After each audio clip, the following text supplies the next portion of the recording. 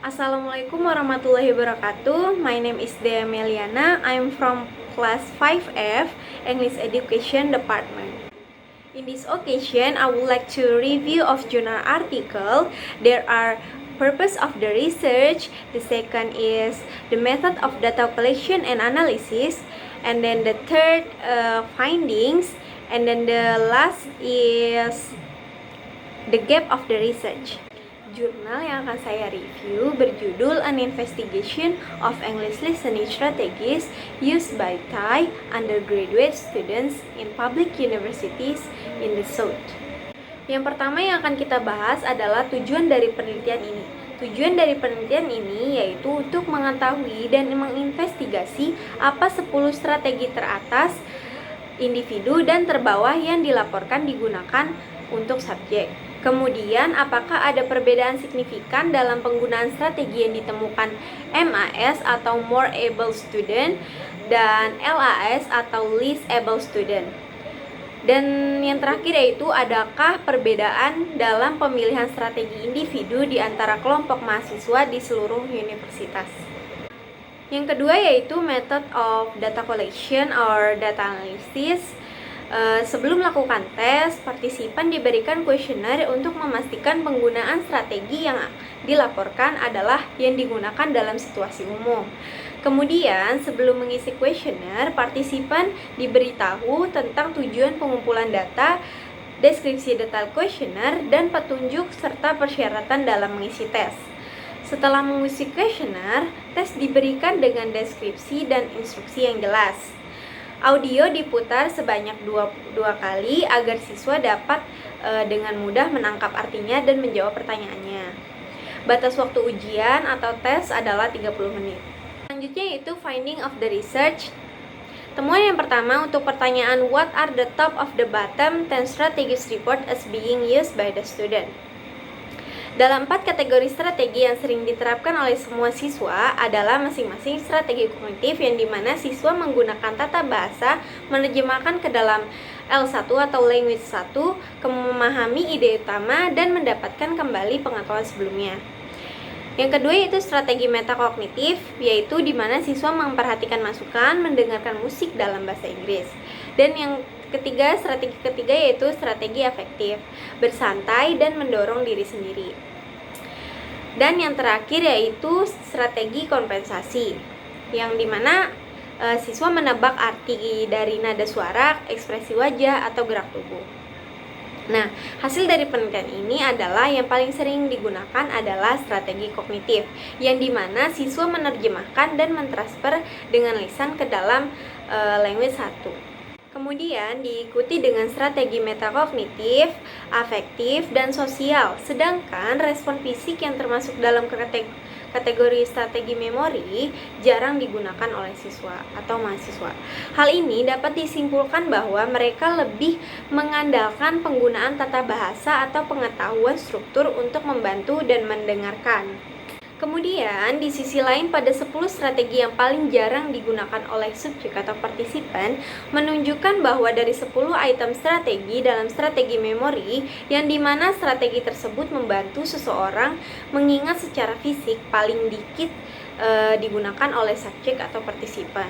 Hal ini dimungkinkan mahasiswa lebih mengenal metode grammar translation daripada metode physical response atau TPR yang berfokus pada gerak kinestetik atau melakukan aktivitas fisik daripada mendengarkan ceramah. Sehingga mereka mungkin tidak tahu bagaimana cara menggunakannya. Hal ini mencerminkan bahwa siswa tidak hanya memiliki persiapan yang tidak memadai untuk tugas-tugas listening, tetapi juga latihan menyimak yang tidak memadai dan exposure bahasa Inggris yang tidak memadai di luar kelas. Temuan yang kedua untuk pertanyaan yang kedua yaitu adakah perbedaan yang signifikan di dalam strategi yang ditemukan antara MAS dan LAS. Skor rata-rata keseluruhan frekuensi dalam kategori strategi listening di antara MAS menunjukkan hasil yang lebih tinggi daripada LAS, tetapi tidak pada tingkat yang signifikan. Seperti yang ditunjukkan pada tabel 4 yang ini, MAS menggunakan strategi memori, kompensasi, metakognitif, sosial, dan afektif yang lebih sering daripada LAS.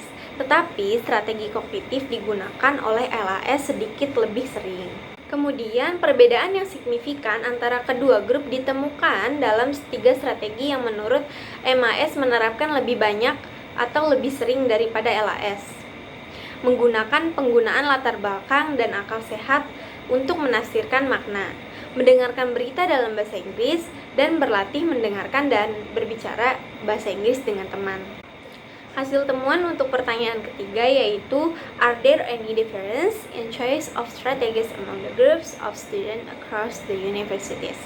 Hasil analisis dari One Way ANOVA menunjukkan tidak ada perbedaan yang signifikan dalam keseluruhan frekuensi penggunaan strategi, baik dalam item terpisah maupun dalam kategori di seluruh kelompok mahasiswa dari masing-masing universitas. Tetapi perbedaan signifikan ditemukan dalam 2 strategi, yaitu strategi kognitif dan strategi afektif. Namun, hanya 3 kelompok mahasiswa yang menunjukkan perbedaan yang signifikan dalam penggunaan strategi.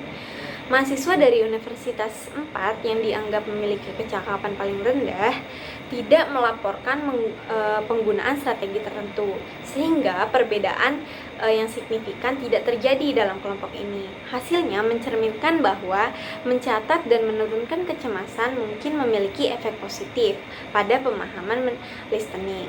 Hal ini dapat didukung oleh nilai tes menyimak. Nilai rata-rata tertinggi diperoleh siswa Universitas 1 yaitu 16,90, diikuti oleh mahasiswa Universitas 2 yaitu 15,60, kemudian Universitas 3 12,66, dan yang terakhir Universitas 4 yaitu 9,88. Artinya, mahasiswa yang memperoleh skor rentang tinggi dapat memperoleh manfaat dengan mencatat dan juga menurunkan kecemasan untuk membantu memahami listening.